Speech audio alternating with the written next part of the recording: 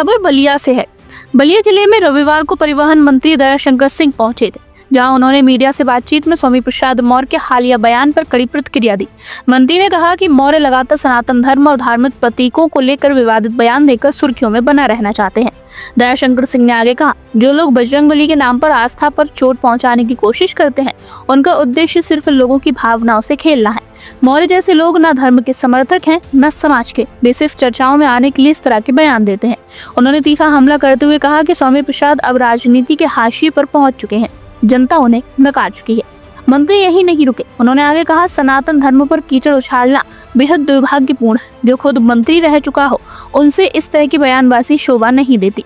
उन्होंने कहा कि धार्मिक मामलों को कुरेदने और समाज में शांति फैलाना एक गंभीर प्रवृत्ति है, जिसका जनता अब जवाब दे रही है। वहीं जब उनसे भोजपुरी अभिनेता गोरखपुर के सांसद रवि किशन को मिली धमकी के बारे में सवाल किया गया, तो उन्होंने कहा, हमारी सुरक्षा एजेंसियां इस मामले की जांच में जुटी हुई हैं। रवि किशन न सिर्फ भाजपा के सांसद हैं, बल्कि भोजपुरी कला जगत के गर्व हैं। उनकी सुरक्षा करना हमारा सामूहिक दायित्व है। मौर्य कह रहे हैं कि जय बजरंगबली और जय श्री राम का जो नारा है वो मुस्लिमों के लिए दंगे का नारा, दंगा का वजह बन गया, लाइसेंस बन गया और उस लाइसेंस की वजह से वो लोग मुसलमानों के घरों में, मस्जिदों में, ईदगाहों में तोड़फोड़ कर रहे हैं। देखिए, बजरंगबली जी का नाम लेकर के लोग जो है ये आस्था का है और ऐसे आस्था के हर चीज़ों पर उनका बयान बहुत ही गलत ढंग से बयान देते रहते हैं। वो सनातन के घोर विरोधी हैं और समय समय पर इस तरह से बोल करके चर्चा में आने की कोशिश करते हैं।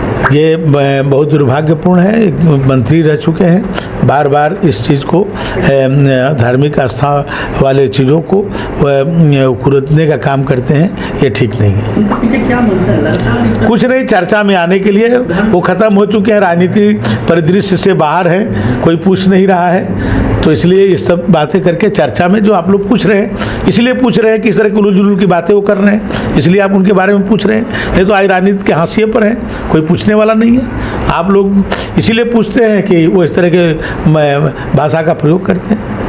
रवि किशन पर भी जान से मारने की धमकी मिली है, इसको कैसे देखा? चुनाव है, एक बिहार का इसी है, तो इसकी जो हमारी सुरक्षा एजेंसियां जांच करेंगी, यदि होगा तो सांसद हैं और भोजपुरी के एक बड़े महान कलाकार हैं और उनकी सुरक्षा सुनिश्चित करना हम सबका दायित्व है। बिहार चुनाव में देखा जा रहा है कि जो इंडिया गठबंधन के प्रत्याशी है वो आरोप लगा रहे हैं कि जो एनडीए के प्रत्याशी है, जो एनडीए के जो लोग हैं, लगातार हम लोगों को धमकी दे रहे हैं। इसे आप कैसे देखते हैं?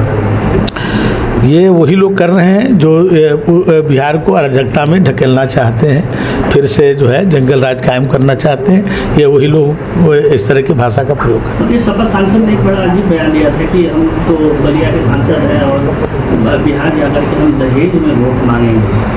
आप तो पूछिए, सांसद जी मिलते होंगे आपसे, सांसद जी से पूछिए, सांसद जी से पूछिए, हमसे क्यों पूछ रहे? सांसद जी यहाँ मिलते हैं, रोजे मिलते हैं। हाँ, तो सांसद जी से पूछिए ना, हमसे ना पूछिए। हम सांसद जी हमारे गुरु हैं, हमसे मत पूछिए। इस दौरान बिहार में इंडिया गठबंधन के प्रत्याशियों को दी जा रही धमकियों पर भी मंत्री ने प्रतिक्रिया दी।